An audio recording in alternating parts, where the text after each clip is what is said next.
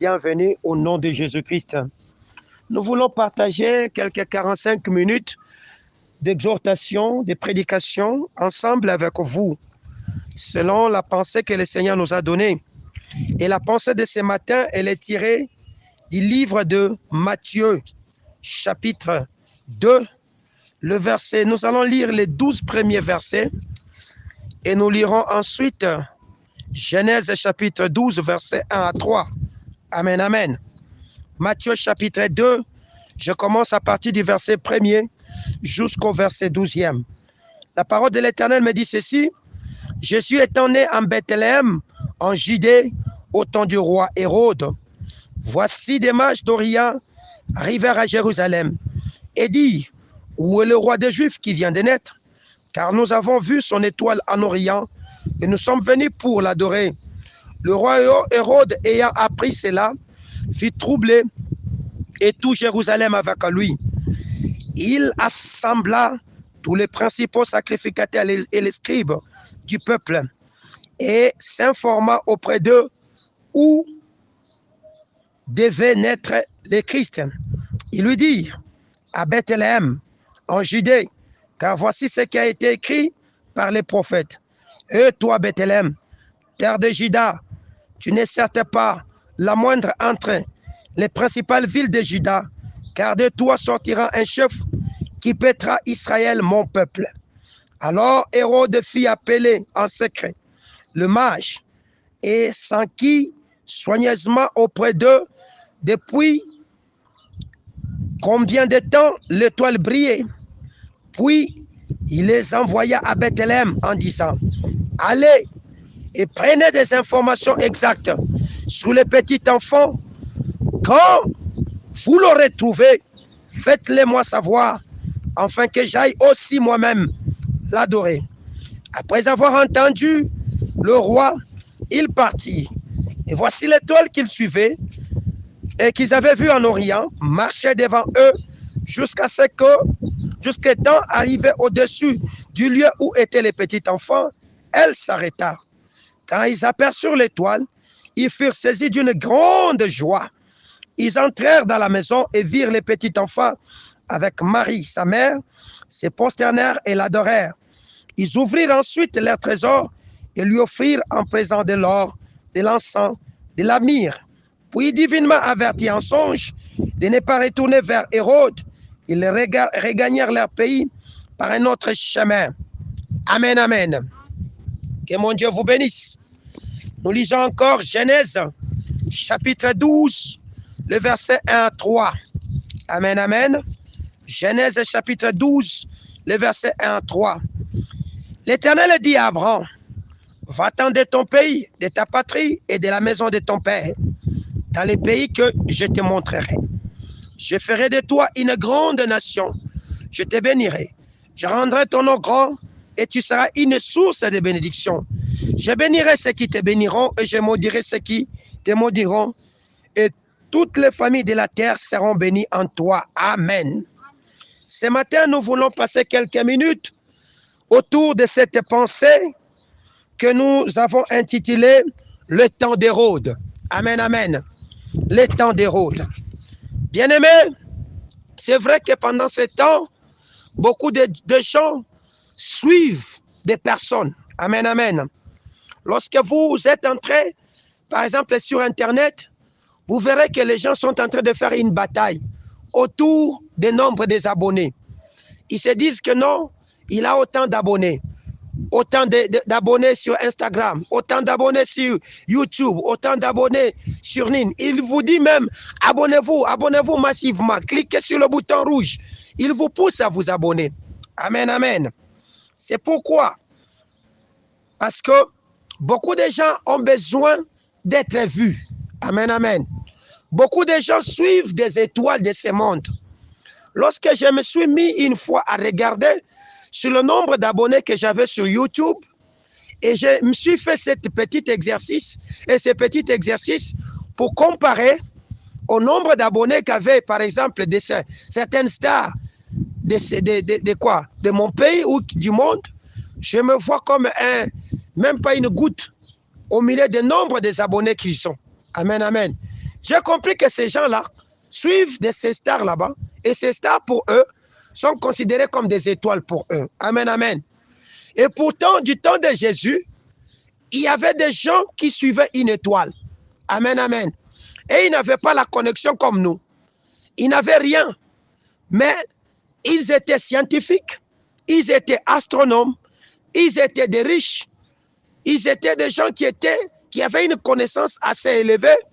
C'est comme ça que lorsque l'étoile de Bethléem, l'étoile Jésus, apparaissait dans l'Orient, ils ont compris que cette étoile n'apparaît pas n'importe comment et qu'il fallait les suivre.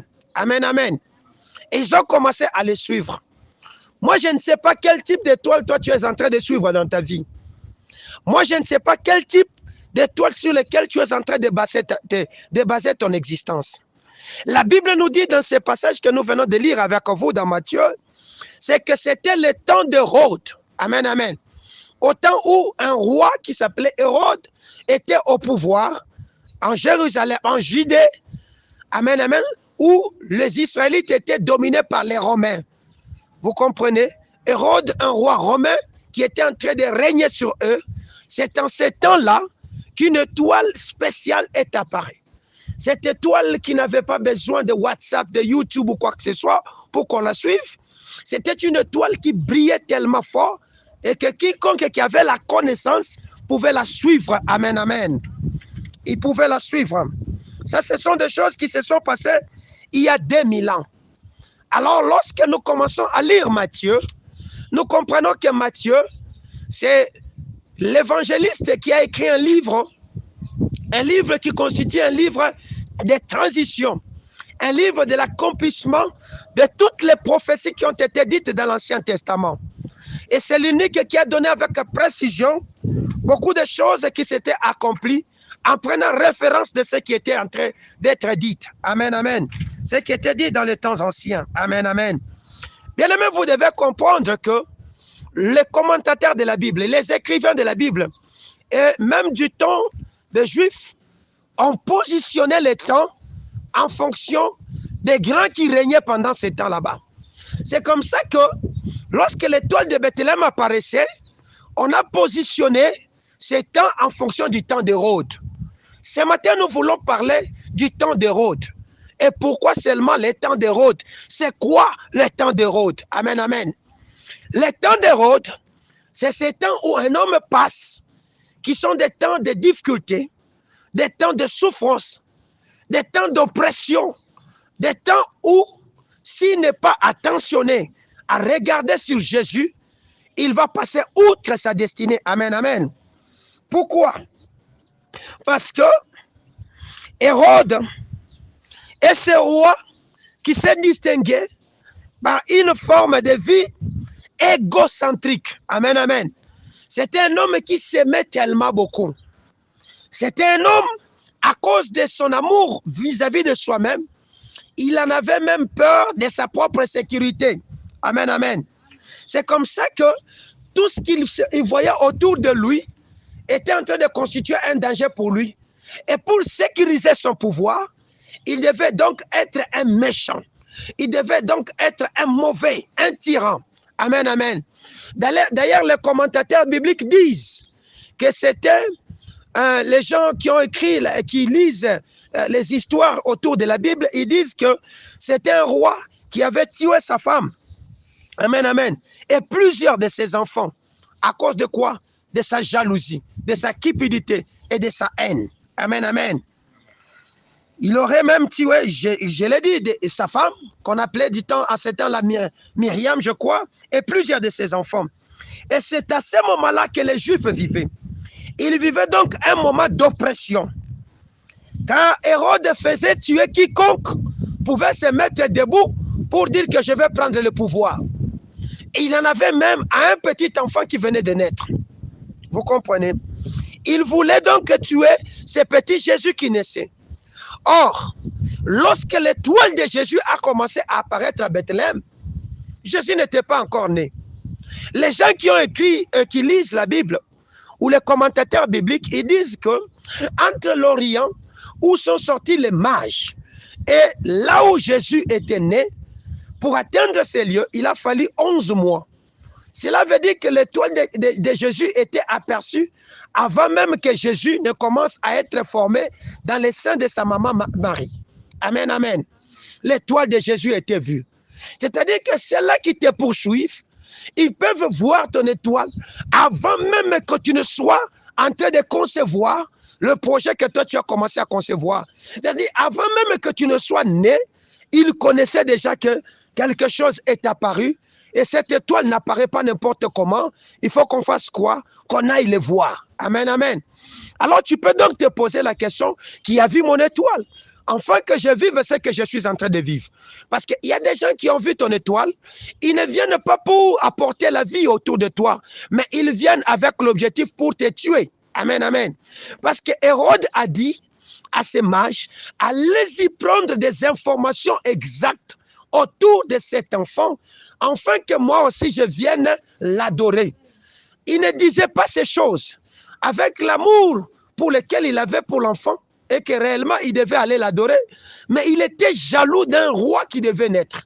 La Bible nous dit que lorsqu'on l'a informé que cette étoile n'apparaît que lorsqu'un roi doit naître, il est allé consulter les scribes et les souverains sacrificateurs si cette information était réellement exacte. On lui a réellement confirmé la prophétie qui était dite qu'à Bethléem devait naître un roi qui va conduire tout Israël en ces temps là-bas. Amen, amen. Bien-aimé, si toi tu penses que ta vie est en plein de jeux, l'ennemi prend tout son temps pour s'informer sur ce que tu es en train de faire. L'ennemi prend tout son temps pour prendre des informations exactes sur la manière qu'il doit t'abattre. Amen, amen. Hérode, l'esprit d'Hérode, c'est vrai, Hérode est déjà décédé, mais son esprit continue à vivre jusqu'aujourd'hui. Amen, amen. L'esprit d'Hérode, c'est cet esprit qui attaque les grandes destinées. C'est cet esprit qui tue les apôtres, qui tue les serviteurs, qui tue les gens qui ont la destinée de commander aux autres. Amen, amen. De guider les autres. Amen, amen. De marquer les temps, les époques, les saisons, d'éclairer dans une famille. C'est comme ça que vous verrez un enfant, avant qu'il ne naisse, le trouble arrive dans la maison. Parce qu'ils savent que celui qui va naître est en train d'amener un autre vent. Il va amener, par exemple, la distinction dans cette maison. On commence à chercher donc à troubler l'avenir de cet enfant. Amen, amen. Alors ce matin, nous voulons comprendre c'est quoi les temps d'Hérode. Amen, amen. Les temps en grec signifie Oumera, en grec. Pour les gens qui disent temps, qui comprennent la Bible, parce que la Bible a été écrite en grec. Amen, amen, et en hébreu. En grec, on dit Oumera, qui signifie temps. Amen, amen. Amen, amen. Or, ces temps-là, c'est en réalité une journée du matin jusqu'au soir. C'est pour dire quoi? C'est que même si les moments de turbulation, le moment de souffrance dans ta vie devait durer, ce n'est que Oumera.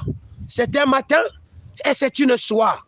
C'est-à-dire qu'il y a un temps pour toutes choses. C'est-à-dire que tu peux souffrir aujourd'hui, mais un jour, ça va s'arrêter. Autant le soleil se lève à l'est, le soleil finit sa course à l'ouest. C'est que le soleil, on lui a donné 12 heures de temps de faire son mouvement. C'est-à-dire, quelle que soit la puissance de cet Hérode là-bas, il y a toujours un temps où son règne devait prendre fin. Et la présence de l'étoile de Bethléem était en train de marquer la fin la fin du pouvoir d'Hérode. Amen, amen. C'est comme ça que Hérode, se sentant en insécurité, il a commencé à chercher à tuer l'enfant Jésus. Amen, amen. Parfois dans nos vies, nous avons des temps d'Hérode où tout est compliqué, où tout devient terrifiant, où nous nous décourageons même, où tout devient noir. Il n'y a plus, donc l'avenir devient tellement sombre. On ne sait plus à quel sens c'est voué. C'est ça la caractéristique principale des temps d'Hérode. C'est-à-dire, vous ne savez pas, je vais manger comment. Vous ne savez pas, je vais étudier comment. Vous ne savez même pas comment est-ce que vous allez trouver le travail. Vous avez tellement cherché et la chose n'arrive pas. La bonne nouvelle, c'est que là où on a dit Oumera, il y a aussi Emera. Amen, amen. Emera, c'est quoi? Éméra, c'est lorsque l'étoile commence à briller. Amen, amen. Lorsque le Seigneur décide que l'étoile qui était née en Bethléem commence à briller, afin que les mages de ta destinée le voient et qu'ils viennent autour de toi pour déposer ce qui t'appartient de droit. Amen, amen. C'est ce temps que nous avons commencé avec vous, où l'Éternel dit, en ce qui concerne les promesses de notre Dieu, c'est en Jésus, c'est en Yahweh, c'est en lui que tout, c'est en lui que le oui, et c'est par lui que l'amen est prononcé par nous à la gloire de notre Seigneur Jésus-Christ. Amen, amen. C'est que dans ta vie, dès l'instant que tu as accepté Jésus, une étoile a commencé à briller. Et cette étoile, nous l'appelons Éméra, du grec, c'est-à-dire que Dieu a ordonné que tu brilles. Amen, amen. Dieu a ordonné que le temps change. C'est un temps où les mages suivent cette étoile. Amen, amen. Les mages, c'est qui? Les mages, ce sont des gens, des scientifiques, des astronomes, des riches, des hommes élevés en dignité, que les gens, que l'Éternel avait disponibilisés sur ta destinée et qui devaient t'assister au moment marqué de ta vie. Amen, amen. Parce que cette étoile-là, c'est quoi? Ce n'est que ta destinée. Amen, amen. Qui doit briller à un moment donné. Lorsque ta destinée commence, il y a des scientifiques, il y a des savants, il y a des chercheurs, il y a des riches, il y a des rois qui voient cela et qui doivent venir maintenant déposer à tes pieds. Parce qu'ils disent, où est né ce roi? Où est-ce que brille cette étoile? Où est-ce que brille cette destinée dans la vie? Amen, amen. Amen, amen. Ce sont des moments glorieux qui arrivent souvent pendant des moments difficiles. Éméra n'arrive pas n'importe quand. Éméra arrive lorsque quelqu'un vient de traverser des moments difficiles de la vie. Il ne sait plus à quel sens se vouer. Il ne sait plus comment compter. Il a tout fait. Le Seigneur décide maintenant, ça doit briller. Lève-toi, sois éclairé, car ta lumière fait quoi? Arrive. Cette lumière, c'est Jésus. Amen, amen. Jésus est arrivé lorsque Hérode commençait à régner comme un tyran, lorsque Hérode commençait à tuer, lorsque Hérode était en train de faire tout ce qui était mauvais. C'est alors que Yahweh a décidé d'envoyer Jésus. Amen, amen. Lorsque ton malheur, lorsque ta souffrance, lorsque tes difficultés atteignent le moment, le sommet des sommets de leurs problèmes, c'est alors que le Seigneur décide d'envoyer Jésus. Amen, amen. De changer ces moments là-bas. L'étoile annonce une nouvelle saison. Amen, amen. L'étoile de la destinée, quand elle commence à briller, sache qu'une nouvelle saison vient de commencer. Un temps nouveau, un nouvel espoir est à l'horizon. Amen, amen. C'est comme ça que tu n'as pas besoin de fixer tes yeux sur Hérode. C'est-à-dire les difficultés, la souffrance, les maladies, les tracasseries de la vie, mais tu as besoin de fixer tes yeux sur l'étoile qui s'appelle qui? Jésus. Amen, amen. De focaliser ton attention sur Jésus. C'est là que la Bible nous exhorte de nous affectionner aux choses d'en haut. C'est-à-dire que pour regarder à l'étoile, on ne marche pas les yeux, la tête est courbée, mais pour regarder à l'étoile, on a besoin de regarder en haut. C'est comme ça que l'Éternel dira ceci à Moïse, à Abraham. Lorsque Abraham était en train de traverser des moments difficiles de sa vie, des moments où il se disait, est-ce que j'aurai vraiment ce que Yahweh m'a dit? Le Seigneur va le sortir de sa maison la nuit, c'est-à-dire dans des moments de trouble, pour lui dire, regarde dans le ciel. Bien-aimé, la saison que nous venons de commencer avec vous est une saison où tu as besoin de regarder à Jésus, de regarder dans le ciel. Pourquoi? C'est dans le ciel que le Seigneur a placé les étoiles. Les étoiles ont été placées afin de marquer les temps, de marquer les époques, de marquer les saisons, de briller, d'éclairer. Amen, amen. Ce sont là les missions, les 4 grandes missions que le Seigneur a placées aux étoiles.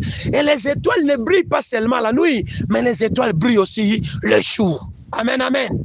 Et lorsque l'étoile commence à briller, elle apporte la lumière. Et pourtant, nous sommes qui? Nous sommes des porteurs de lumière. La Bible me dit dans Matthieu chapitre 5 que vous êtes la lumière du monde. Vous êtes une ville que le Seigneur a bâtie, pas n'importe où, mais sur une montagne. Est-ce que lorsqu'on doit regarder une ville qui est sur une montagne, on a la tête coupée? Non, on regarde sur la montagne. Amen, amen. Et c'est comme ça que Jésus continue dans ce même passage. Il a dit, on ne va pas allumer la lumière pour le cacher, mais on va allumer la lumière pour le mettre sur des lampes, afin que cette lumière éclaire. C'est comme ça que la naissance de Jésus ne devait pas être une naissance qui devait passer inaperçue. C'est comme ça que la lumière qui venait d'apparaître, que l'Éternel, notre Dieu, avait allumé, avait pour mission d'éclairer. Et d'éclairer où? En Judée, là où il y avait déjà des troubles. Amen, amen. Il y avait des troubles. Pour dire quoi? Que l'espoir est arrivé. Mais qui était alors, la question que je me pose, qui étaient donc ces mages? Amen, amen. D'abord, il faut noter que les mages, tels qu'on nous le dit qu'ils étaient 3, ce n'est pas le cas. Ils étaient nombreux, lorsque vous lisez dans d'autres versions, qui étaient venus pour adorer Jésus. Et dans cette catégorie, il y avait des rois, il y avait des scientifiques qu'on appelait des astronomes qui regardaient les étoiles, il y avait des scientifiques qui lisaient les temps, il y avait des riches qui étaient avec eux. Amen, amen. On dit que ces gens-là étaient nombreux à suivre l'étoile pour découvrir les nouveaux rois. Amen, amen. Ce sont des gens qui sont nombreux autour de toi pour découvrir ce qui est né dans ta vie. Amen, amen. Ce sont des savants qui avaient quitté la contrée des Perses qu'on appelait, qui était en Babylonie. C'était des scientifiques que je vous ai dit. C'était des rois, c'était des astronomes. Ils étaient riches et ils étaient remplis de connaissances. Voilà leurs caractéristiques. Amen, amen. Ils étaient des hommes d'audace, des hommes de réussite et des hommes de carrière. Mais qui, lorsque l'étoile est arrivée, ont décidé de tout abandonner et de se focaliser sur leur étoile, de les suivre et enfin de faire quoi? D'aller les adorer, d'adorer cette étoile. Et pourtant Jésus a fait quoi? Jésus dit, il est venu chercher qui? Les adorateurs. C'est là qu'ils font quoi?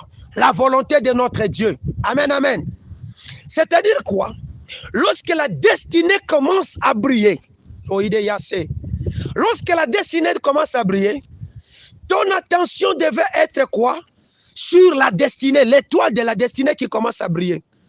Ton problème, c'est que lorsque le feu de la destinée commence à briller en toi, tu n'es pas concentré. C'est comme ça que tu n'arrives pas à accéder à la gloire que le Seigneur a préparée pour toi. Amen, amen. C'est comme ça que tu n'arrives pas à toucher à ce que Dieu t'a donné. Tu es hésitant et tu te laisses guider par autre type de choses. Tu te laisses guider par les soucis de la vie. Tu te laisses guider par les soucis de la réussite de ce monde. Tu te laisses guider par, je ne sais pas, n'importe quelle autre chose. Mais tu n'es pas seulement concentré ou guidé par cette étoile. Amen, amen. Tu n'es pas guidé par cette étoile. Or, la Bible nous dit que cette étoile marchait devant eux. Je me suis posé la question. Donc, si une étoile doit marcher, ce n'était plus une étoile. C'était donc un homme qui marchait devant eux. Amen, amen. Parce que quand je regarde les étoiles là-bas, ce sont des amants, je ne sais pas si c'est des roches, si c'est de quoi, qui ont des pouvoirs d'éclairer en eux. Amen, amen. Même l'étoile de Bethléem était totalement différente. C'était une étoile qui avait la grâce de marcher. Et cette étoile marchait devant eux, devant les mages, pour faire quoi? Les guider. Amen, amen. La Bible me dit, lorsque nous lisons la carrière de ces rois mages, ils avaient compris que, ça c'est ce que je comprends, que la destinée était plus grande que leur fortune, leur science et leur carrière. C'est comme ça que lorsque l'étoile est apparue, ils ont tout abandonné. Ils sont allés le suivre. Jésus dit ceci. Il n'y a personne qui ait abandonné son père, sa mère, qui n'héritera pas au centuple dans ce siècle présent et dans les siècles à venir. C'est comme ça que l'Éternel, lorsqu'il commence à appeler Abraham, il lui dit quoi? En d'autres termes, abandonne, va-t'en de la maison de ton père, de ta patrie, de ton pays, va dans les pays que je t'indique. Amen, amen. Tu ne peux pas suivre ton pays, ton étoile, ta destinée, aussi longtemps que tu es encore attaché à ta patrie, à ta nation, à la maison de ton père et de ta mère. Amen, amen. Qui sont des lieux anciens qui t'attachent à des traditions qui sont contraires à la tradition de l'étoile. Amen, amen. Or, suivre l'étoile, c'est quoi? Suivre l'étoile implique le départ vers l'inconnu. Amen, amen. Implique le départ, le saut dans le vide. Et suivre l'étoile, c'est marcher par la foi. Ce n'est pas marcher par la vue, mais c'est marcher par la foi. Parce que là où Abraham était parti, Abraham ne savait pas comment est-ce qu'il va manger. Abraham ne savait même pas là où il va déposer sa valise. Abraham ne savait même pas où est-ce qu'il va trouver l'eau. La Bible caractérise qu'il était entré dans le désert. Un lieu hostile, un lieu difficile, un lieu moins accueillant. C'est là que l'Éternel va l'appeler pour lui dire que je te bénirai, je ferai de toi une grande nation. Amen, amen. Mais Abraham n'a pas douté. À cause de son obéissance, la Bible nous dit que Dieu lui imputa justice. Amen, amen. C'est-à-dire Dieu l'a déclaré juste parce qu'il avait fait quoi? Il avait obéi. Or, pour suivre l'inconnu, pour suivre l'étoile de Bethléem, il faut être poussé par un autre feu. Et ce feu, c'est le Saint-Esprit. C'est un feu qui te propulse vers l'avant. Amen, amen. C'est un feu qui t'incite à des risques, à prendre les risques. C'est un feu qui te pousse à foncer, à explorer, à voyager, à découvrir, à te surpasser et à tout donner. Amen, amen. C'est-à-dire que lorsque tu commences à suivre Jésus, tu te donnes totalement à lui. Amen, amen. Si je vous pose la question aujourd'hui, qui a déjà vu Jésus dans notre temps ici, vous direz personne. Amen, amen. Mais nous suivons un inconnu. Nous suivons quelqu'un qu'on ne connaît pas. Mais nous suivons celui que mon esprit connaît. Mon esprit et ton esprit l'a déjà vu. Et a l'assurance que je ne vais pas me perdre. Amen, amen. Et le chemin que Jésus trace, tel que dit dans Ésaïe chapitre 35, le verset 8, c'est une voie sainte. Et c'est la voie du salut sur laquelle on ne peut pas s'y perdre. Amen, amen. Lorsque Jésus a dit, commence les affaires, et que c'est ça l'étoile de ta destinée, cela veut dire quoi? Le Seigneur attend de toi de te propulser, de te jeter de l'avant, de prendre le risque de prendre tes 200 $ que tu avais cachés dans la maison pour la rentrée scolaire des enfants, d'aller à Kasumbalesa, d'aller je ne sais pas au Bénin, je ne sais pas où tu es en train de me suivre, et de commencer les affaires là. Amen, amen. C'est ça, obéir ou suivre l'étoile de la destinée que j'appelle aujourd'hui l'étoile de Golgotha ou l'étoile Jésus. Amen, amen. Malheureusement, toi, tu ne sais pas lire le temps. Or, lorsque le temps d'Hérode commence, il y a aussi le temps de Jésus qui apparaît au même instant. Amen, amen. Lorsque la souffrance commence à apparaître, il y a des idées que l'Éternel commence à te donner pour te sortir de cette difficulté là-bas. Les Chinois disent que le désert, c'est un temps de danger et c'est aussi un temps d'opportunité. Amen, amen. Si toi, tu es resté seulement à regarder à Hérode, tu ne verras pas l'opportunité que t'offre ce désert là-bas. Amen, amen. Si toi, tu es resté réellement en train de regarder seulement à la souffrance, comment est-ce que tu n'as pas d'eau, tu n'as rien, tu ne vas pas manger dans ce désert là-bas, tu ne verras pas l'opportunité qu'il y a dans le désert.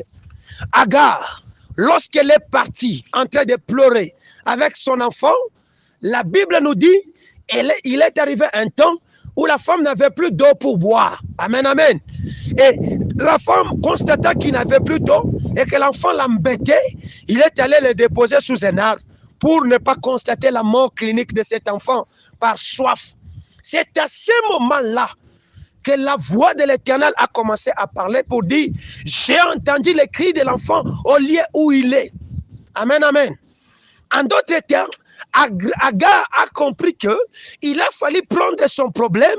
Il ne fallait plus se concentrer sur le manque, mais il fallait le déposer devant les pieds de Jésus. Il fallait le déposer à la à la croix de Golgotha. Et que c'est là qu'il va avoir le salut. Amen, amen. Lorsque l'enfant est arrivé à cet endroit là-bas, la voix du Seigneur a commencé à parler. Amen, amen. Ton problème, c'est que toi, tu murmures devant les hommes.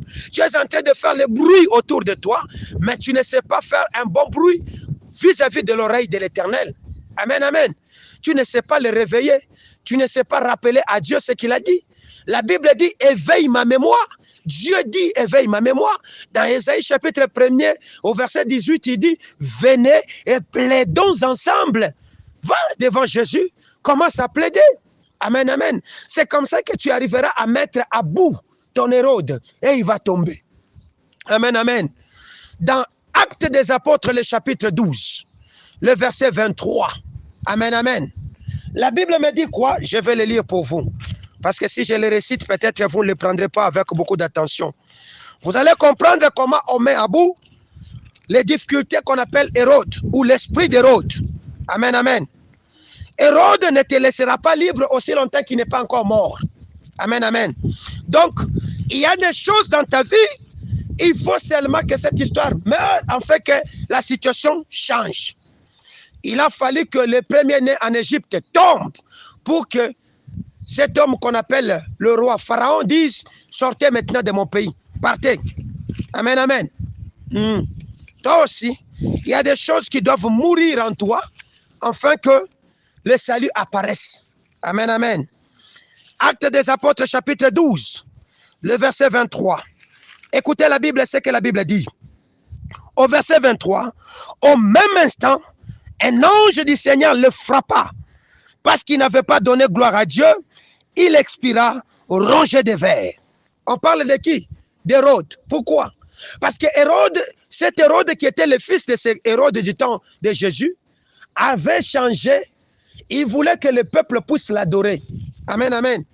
En réalité, c'est que la stratégie que le diable est en train de concevoir autour de ta destinée, c'est que toi, tu commences à te plaindre. Et quand tu te plains, c'est comme comment on appelle ça, un culte d'adoration que tu rends à cette divinité de souffrance qui est à côté de toi et qui t'empêche d'accéder à la gloire de Dieu. Amen, amen. Lorsque vous lisez 1 Corinthiens chapitre 10, le verset 1 jusqu'à 12, vous allez comprendre les 4 grands éléments qui ont bloqué les enfants d'Israël pour qu'ils n'entrent pas dans leur destinée. Il y avait les murmures. Amen, amen.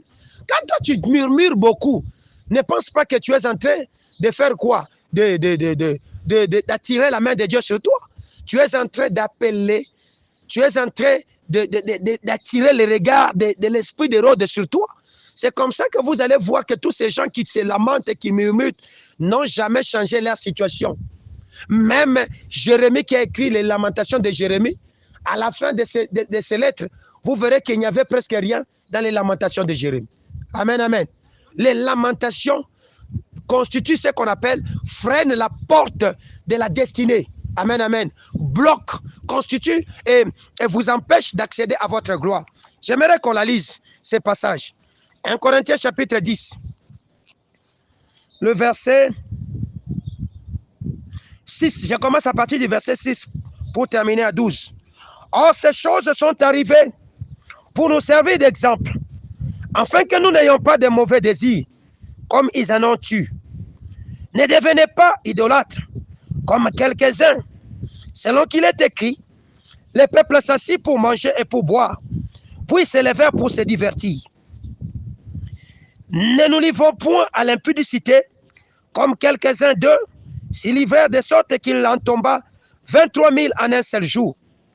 Ne tentons point le Seigneur, comme les tentèrent quelques-uns qui périrent par les serpents. Ne murmurez point, comme murmurèrent quelques-uns d'eux, qui périrent par l'exterminateur. Ces choses leur sont arrivées pour nous servir d'exemple. Elles ont été écrites pour notre instruction, à nous qui sommes parvenus à la fin de ces siècles.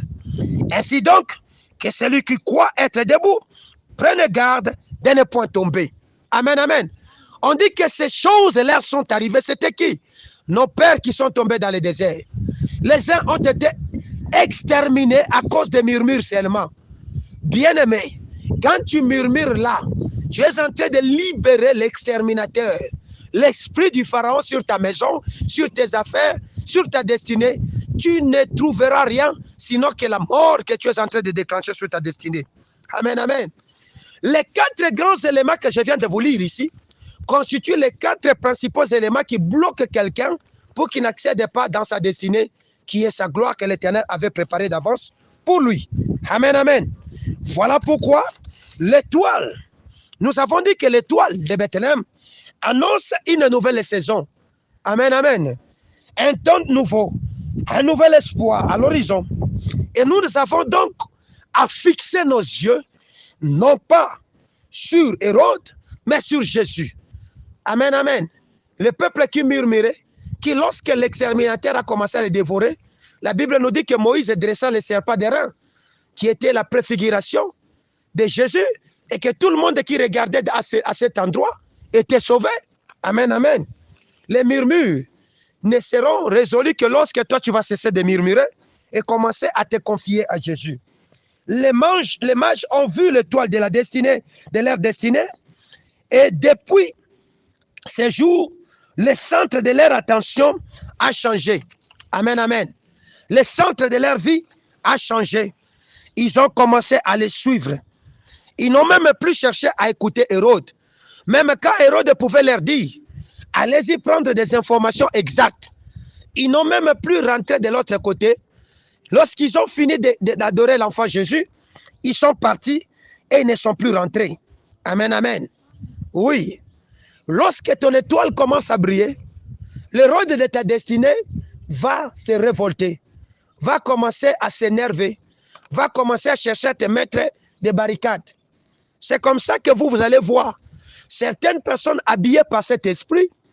Vous verrez qu'un enfant qui veut se marier, directement, vous ne savez même pas pourquoi, l'esprit de zizanie entre dans cette famille à cause d'un petit problème de salle seulement.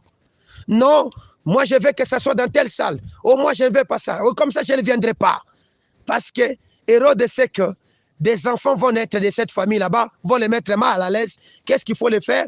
Il faut les diviser. Dans un royaume divisé, il n'y a pas de vie. Amen, amen. Alors, c'est comme ça que Hérode, qui était un monsieur aussi intelligent, la Bible nous dit, toujours dans ce passage de Matthieu chapitre 2, il s'est posé la question de savoir combien de temps brillait cette étoile. Amen, amen. Ici, il y a une notion qui entre. Nous ne sommes plus dans Ouméra. Nous ne sommes plus dans Éméra, mais nous commençons dans Chronos. Amen, amen. Chronos, c'est quoi?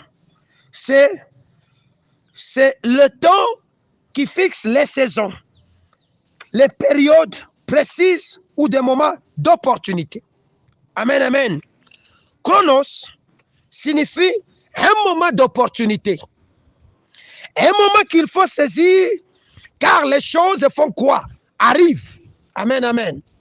La naissance de Jésus à Bethléem était un moment d'opportunité pour Israël, afin de saisir définitivement à Jésus, pour qu'il puisse vivre ce que Dieu avait mis comme promesse dans ses enfants là-bas. Amen, amen. Et d'arrêter ce qu'ils étaient en train de faire, de tournoyer autour de leur destinée. Amen, amen. Lorsque l'étoile de la destinée commence à briller, cela veut dire que le Seigneur commence à mettre des opportunités devant toi. Et toi, tu dois savoir que ces opportunités ne viennent pas de manière par hasard, mais ces opportunités viennent pour que toi, tu les saisisses et que tu accomplisses la parole prophétique que le Seigneur avait déclarée dans ton âme, qui est cette parole destinée qui t'accompagne. La parole destinée de ta vie peut être que le Seigneur a dit, il sera ministre, il sera médecin, il sera docteur, il sera infirmier, il sera, je ne sais pas, apôtre, il sera évangéliste, il sera pasteur. Lorsque le temps commence, vous reconnaîtrez que c'est ici mon domaine. Même si vous n'avez pas étudié, vous allez sentir que c'est un feu qui commence à briller en vous. Et ce feu va vous pousser à reconnaître les opportunités. C'est comme ça que je vous ai dit. Les temps d'épreuve, ce sont des temps de désert où il y a les dangers, il y a aussi l'opportunité. Et ce temps veut que nous puissions nous focaliser sur les opportunités que nous offre ce désert et non sur les dangers des déserts.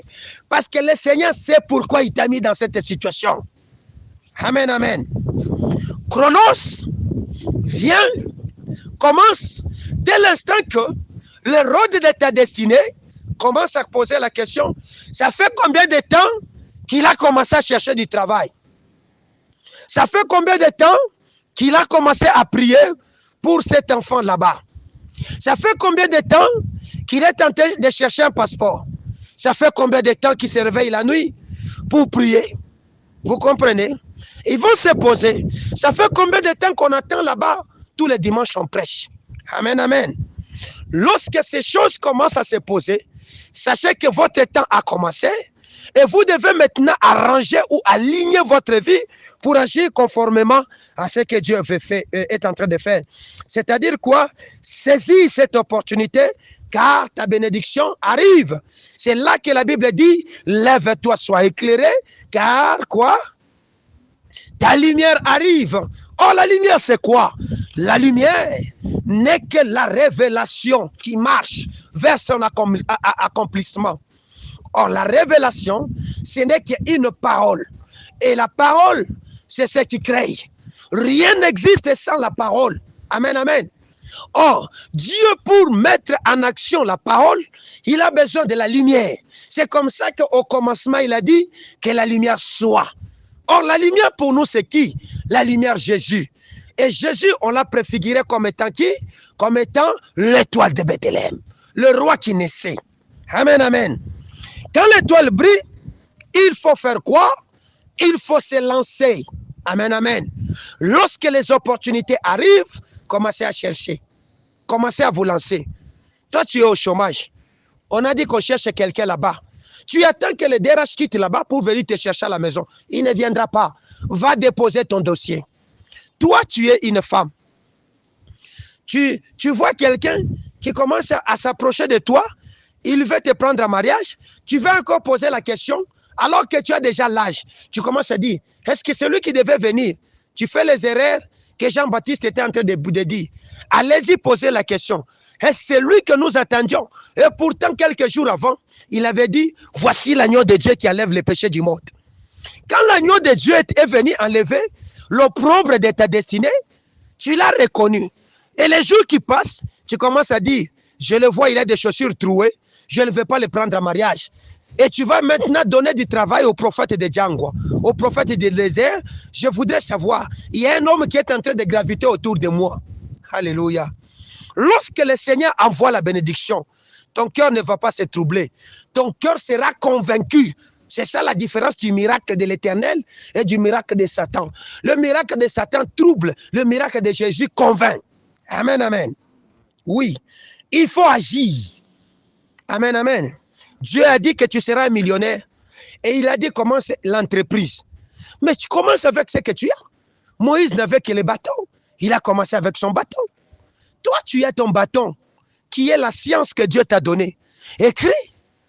Toi, tu as ton intelligence. Mets ça en action. Amen, amen. Parce qu'il y a des moments chrono dans la vie de tout un chacun sur la terre. Il y a des moments chrono, c'est-à-dire des moments opportunités, des moments de vie où l'Éternel attend que nous puissions agir. Lorsque le Seigneur a dit que c'est en Jésus que le oui au courant de ces mois, c'est-à-dire qu'il a mis des moments chrono où nous devons saisir à ces moments pour que nous puissions nous développer. Nous, en tant que fils et filles des chandeliers d'or. Amen, amen. Oui, les mages ont suivi l'étoile et non le contraire. Toi, tu es en train de suivre quoi? L'étoile qui avançait, qu'ils avaient vu en Orient, on dit que cette étoile marchait devant eux. Je vous l'ai dit. que marcher devant eux signifie que cette étoile était en train de leur montrer le chemin. Cette étoile était en train de les précéder. Cette étoile était avant eux. Amen, amen. C'est comme ça qu'ils ne pouvaient pas se perdre. Lisons. Ésaïe chapitre 35, le verset 8. Ésaïe chapitre 35. Le verset 8, la Bible me dit ceci. Je commence à partir du verset 7. La Bible dit, les mirages se changeront en étang, la terre desséchée en source d'eau. Dans les repères qui servaient de gîtes de chacals, croîtons de ronces et de jonques. Il y aura là, vous voyez le milieu là que le Seigneur est en train de caractériser. C'est un milieu désertique, avec plein d'animaux forestiers. Il dit, il y aura là un chemin frayé, une route qu'on appellera la voie sainte. Nul impur n'y passera. Elle sera pour eux seuls. Ceux qui la suivront, même les insensés, ne pourront pas s'égarer. Sur cette route, il n'y a point de lion. C'est comme ça que Hérode, lorsqu'il a voulu le suivre sur cette route, il n'a pas tenu. Il est mort. Amen, amen. Il est mort. Quelque temps après, même si le Seigneur pouvait amener son serviteur hors de ces lieux, lorsque Jésus rentrait en Égypte, la Bible me dit que Hérode était déjà mort. Vous comprenez? La Bible dit c'est une route sainte. C'est une voie que le Seigneur a tracée. C'est-à-dire que lorsque nous suivons l'étoile, le Seigneur est en train de les tracer. Ne te décourage pas, parce que ça fait 10 ans que tu es en train de travailler dans ta petite société, que le Seigneur t'avait donné, mais tu vois des choses qui n'avancent pas. Le Seigneur est en train de tracer des chemins. Et ce chemin s'appelle la voie sainte. Il n'y aura pas d'impureté dedans. Voilà pourquoi la Bible dit que nul impur n'y passera. C'est là qui cherchent à te suivre dedans comme Hérode, Ponce Pilate, Aman, ils mourront. Amen, amen. Oui, je dis ceci. Tu ne verras pas la gloire de Dieu à cause de tes richesses, à cause de tes stratégies, à cause de tes entreprises. Mais simplement parce que tu auras suivi le chemin de la destinée que j'appelle l'étoile de la destinée. Ce sont ceux-là qui arrivent à voir la gloire de Dieu.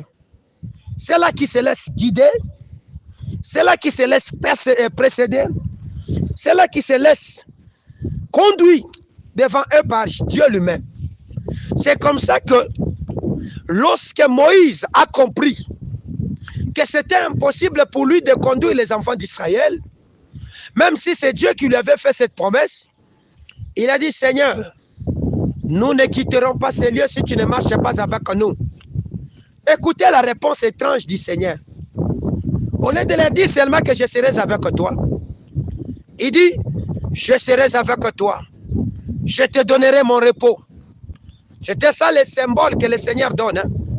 Il dit que c'est là que maintenant il fait la promesse que la journée il marchera devant eux comme une colonne de nuée et la nuit comme une colonne de feu. Amen, amen. C'est-à-dire que Moïse avait compris que si je laisse Dieu derrière moi, ce désert ici, je vais y mourir. Il faudra que j'avance.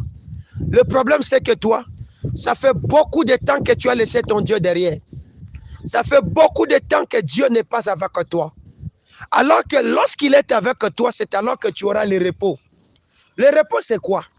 Le repos, c'est ça, arriver dans le terrain de la destinée que le Seigneur avait déclaré pour toi. Vous comprenez? Découvrir la raison pour laquelle le Seigneur t'avait créé, envoyé sur la terre. Tu n'as pas été envoyé sur la terre comme un monsieur là en train de marcher en désordre, non. Ou un missionnaire. Tu as un rôle à jouer sur cette terre et une mission à accomplir. Tu ne le découvriras que si tu mets Dieu devant toi. Amen, amen. Tu ne le découvriras que si tu mets Dieu au-devant de tout ce que tu es en train de faire, de tes choix, de tes décisions, de tes convictions, de tout ce que toi tu es, même de ta vie intime. C'est alors que tu réussiras dans tes entreprises. Amen, amen. Pourquoi? Parce que l'étoile de la destinée que les mages ont suivi est le symbole de la vie que Dieu a pour nous et qui exige de nous de foncer vers l'inconnu. Amen, amen. Cela exige de nous de foncer vers l'inconnu. Aux yeux du monde, nous marchons vers l'inconnu. Mais aux yeux de Dieu, nous allons vers Sion, vers cette montagne que nous n'allons pas nous perdre. Amen, amen. Car la route que Jésus était en train de tracer dans Isaïe 35, qui est la voie sainte, que nul impur ne peut y marcher, il n'y aura là pas, comment dirais-je, il n'y aura pas là des animaux féroces ou quoi que ce soit. Elle conduisait cette route-là à Sion. Je vous ai dit, dans mes enseignements à passer, que Sion, ce n'est qu'une entité spirituelle créée au travers de Jésus, dans laquelle toute personne qui croit à la parole et au message que Jésus est venu donner est censée vivre. Amen, amen. Et c'est dans cette entité que nous sommes en connexion avec notre Yahweh et nous bénéficions de ce que Dieu avait déclaré. Cette entité, Sion, n'est qu'un lieu qui nous met en relation avec notre Dieu. C'est sur cette entité qu'a été posée la croix, qui est le pont sur lequel nous devons marcher. Alors lorsque nous vivons dans cette entité, pour accéder aux choses que Dieu avait préalablement établies pour nous, nous utilisons de la foi. Voilà pourquoi je vous ai dit, suivre l'étoile de la destinée, c'est se jeter dans l'inconnu. Or, se jeter dans l'inconnu, c'est marcher non pas avec la vue, mais c'est marcher par la foi.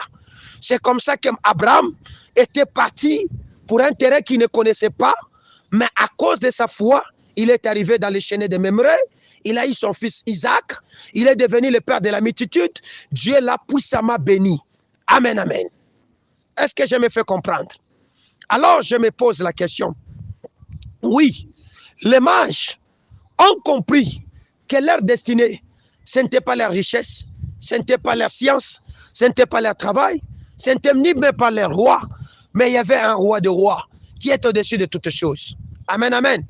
Lorsqu'ils ont vu cette chose apparaître, ils ont tout laissé derrière, ils sont allés le suivre pour l'adorer. Depuis que toi tu as connu Jésus, as-tu laissé le péché? As-tu laissé tout ce qui t'enrichissait dans ce monde de négatifs pour suivre Jésus? Ou tu as encore une main attachée derrière et une main devant? C'est ce qui fait que tu n'avances pas. Amen, amen. Pour accéder à la provision que Jésus a dit, c'est en lui que est le oui et l'amen est prononcé par nous. Pour accéder à ces choses, vous avez besoin, vous et moi, de faire quoi? D'abandonner l'un et de s'attacher à l'autre. Amen, amen. Car Jésus dit, l'homme n'aura jamais deux maîtres. Amen, amen. Cela veut dire qu'il aimera l'un, il haïra l'autre. Si toi tu as pris le premier maître qui s'appelle maman, le second maître qui s'appelle Jésus, tu finiras par être dominé par maman. C'est comme ça que c'est cupide. Les gens qui aiment beaucoup l'argent finissent toujours par tomber, même s'ils sont en train de servir Jésus, par des formes des enseignements qui sont des enseignements attachés aux choses de ce monde, à la richesse et à l'argent, parce que c'est là qu'il y a son cœur. Amen, amen. La Bible me dit que là où il y a ton trésor, c'est là que sera ton cœur. Amen, amen. Ton trésor est où? Notre trésor devait être Jésus. Car c'est lui, lorsqu'il se met sur nous, il commence à briller. Et lorsqu'il brille, notre vie aussi brille. Amen, amen. D'ailleurs, la Bible nous recommande de briller parce que nous sommes la lumière. Nous devons briller. Est-ce que tu es en train de briller de l'amour, de servir encore ton Dieu? Ou tu es en train de briller de l'amour, de trouver les choses qui sont entre les mains de Dieu? C'est comme ça que ces choses n'arrivent pas. Amen, amen. Et parce que tu fais ces choses là-bas, tu donnes force à Hérode. Et Hérode est en train de te poursuivre pour chercher à te tuer. Je me pose la question, qui a vu ton étoile? Peut-être que ton étoile à toi, les mages de la destinée qui devaient venir déposer ta richesse, l'avaient déjà vu. Mais pendant ce temps-là, il y a aussi Hérode qui l'a vu. Donc tu as besoin que Hérode puisse mourir afin que tu accèdes à la provision que les mages sont en train de venir déposer à tes pieds. Parce qu'un savant parce qu'un Dieu, parce qu'un homme fort est né quelque part. Amen, amen. Et Hérode tombe quand? Hérode tombe lorsqu'on commence à prier. Amen, amen. Oh, prier, c'est quoi? Prier, c'est une attitude de consécration. Une attitude où nous dédions au service de quelqu'un. C'est ça la prière en un mot. La prière, ce n'est pas répéter des paroles de manière comme les bouddhistes en train de les dire autour d'un... Non, non. La prière, ce n'est qu'une forme de consécration que nous faisons vis-à-vis d'un Dieu. Amen, amen. Et pour nous, c'est l'Éternel. Est-ce que je me fais comprendre? Est-ce que je me fais comprendre? Dans le livre des Actes des Apôtres, chapitre 12, on nous relate l'histoire d'un second Hérode. Ce second Hérode qui était venu après l'Hérode que Jésus naissait, du temps de Jésus. Cet Hérode-là avait pris le goût de faire quoi? De tuer. De tuer qui? Les apôtres. Amen, amen. Vous comprenez que Hérode ne tue pas des petites étoiles. Il tue des gens qui ont de grandes destinées. C'est comme ça, après avoir tué Philippe, il venait d'attraper celui qu'on appelle Pierre. Il attendait pour qu'il puisse faire quoi? Le livrer au jour de pain sans levain. Malheureusement pour lui, Dieu pouvait libérer un ange. Un miracle s'était produit. À cause de quoi? On dit que pendant que Pierre était lié de double chaîne, l'Église ne cessait d'adresser pour lui des prières. C'est comme ça que par cette prière d'intercession, Pierre étant sorti, lui qui croyait qu'il était en train de rêver, il est arrivé au lieu où les apôtres étaient réunis. Ils ont commencé à prier. Et au verset 23, alors qu'ils priaient dans la maison, dehors, Hérode était en train d'haranguer la foule, où la foule était en train de décrier. On disait roi, on l'appelait Dieu même, on l'adorait comme un Dieu. La Bible me dit, et l'ange de l'Éternel le frappa. Amen, amen. Il tomba, il expia et il fut rongé par le ver instantanément. C'est-à-dire quoi? En une minute, tu tombes, tu meurs et tu commences à pourrir. Oui, tu as besoin que le rôde de ta destinée tombe ce matin. Tu as besoin de le voir tomber. Parce que aussi longtemps qu'il est vivant, ta vie n'ira jamais de l'avant. Amen, amen. Tes affaires n'iront jamais de l'avant. Tu ne pourras jamais posséder ce que l'Éternel avait déclaré pour toi. Or, ce que l'Éternel a déclaré pour toi, c'est là qu'est ta destinée. Je dis que la destinée, ce n'est qu'une parole que le Seigneur a déclarée de manière positive sur la vie de quelqu'un lorsqu'il a fini de te créer. Amen, amen. La Bible dit, lorsqu'il finit de former l'homme, il le bénit. Amen, amen. Le bénir en un mot, c'est-à-dire il prononça de bonnes paroles. Dans chaque personne, il y a une parole que le Seigneur a déclarée. Et c'est cette parole-là que nous devions chercher. Dès l'instant que tu découvres cette parole, c'est-à-dire tu as découvert l'étoile, ça a commencé à briller, marche selon cette parole-là. Si cette parole-là, cela veut dire que tu es apôtre, fais le travail des apôtres. S'il a dit que tu es médecin, fais le travail des médecins. S'il a dit que tu seras, je ne sais pas, conseiller administratif, reste conseiller administratif. Dans ce que toi tu es en train de faire, pour Dieu, c'est déjà une prière et ça devient une adoration devant l'Éternel, notre Dieu. Ce sont ceux-là que le Seigneur Jésus est venu chercher, des vrais adorateurs, ceux qui font la volonté de notre Dieu sur cette terre. La volonté de Dieu a été inscrite sous plusieurs formes. Amen, amen. La volonté de Dieu n'a pas été inscrite sous la forme seulement prophète, docteur, évangéliste, pasteur. Non. La volonté de Dieu a été écrite aussi médecin, commerçant, chauffeur, sentinelle, garde. La volonté de Dieu a été inscrite aussi comme charpentier, cultivateur. Force-toi maintenant et force-toi à connaître cette histoire-là. C'est ça, cette étoile-là que je dis. Et tu arriveras à sortir du temps d'Hérode. Amen, amen. Les temps d'Hérode, ce sont des temps où tu es matraqué dans l'ignorance. Tu es matraqué dans la souffrance que t'impose Satan et ses agents pour que tu ne découvres pas c'est pourquoi l'Éternel t'a appelé. C'est ça le temps d'Hérode. Amen, amen. C'est-à-dire, on est en train de taper sur toi pour que tu ne puisses pas te soumettre à Jésus, de lui demander, Seigneur, pourquoi je suis venu sur la terre? Imagine qu'aujourd'hui, tu as déjà 12 ans, tu as 13 ans, tu as 14 ans, tu as même 50 ans, je ne sais pas. Tu ne connais même pas pourquoi tu es sur la terre. C'est un problème. C'est un problème. La Bible dit, ne vous conformez pas au siècle présent, mais soyez transformés par le renouvellement de l'intelligence.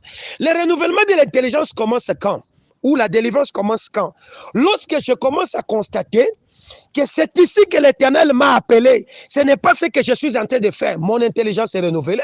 C'est ça la vraie nouvelle naissance. Amen, amen. La naissance, la vraie nouvelle naissance, c'est-à-dire la naissance où je connais la raison pour laquelle le Seigneur m'a envoyé sur la terre et je m'attache maintenant à Jésus comme mon Seigneur et mon Sauveur et je fais sa volonté. Est-ce que je me fais comprendre? Vous comprenez? Avec cela, vous allez maintenant suivre pas à pas sur cette voie là-bas et vous n'allez pas échouer. Amen, amen. Si j'ai été appelé à être apôtre, et que je me bats pour chercher du travail, vous verrez que je vais beaucoup souffrir, je n'aurai pas du travail. Mais quand je commence à faire mon travail en tant qu'apôtre, je trouve la paix dans mon cœur et les choses qui vont avec commencent à se manifester. Amen, amen. C'est-à-dire, dans chaque appel, il y a toujours une provision. Il y a toujours de l'argent ou quelque chose que toi, tu dois bien vivre avec pour que tu accomplisses parfaitement ta mission. Dieu ne pouvait pas appeler Abraham pour l'installer dans le désert, afin qu'Abraham soit pauvre. C'est comme ça qu'il a dit, je te bénirai. Amen, amen. Il a béni. Amen, amen. Et Abraham a eu beaucoup de choses à cause de quoi il a répondu à l'appel de Dieu. S'il t'a appelé, même s'il t'a appelé à être diacre, tu seras béni par le travail des diacres.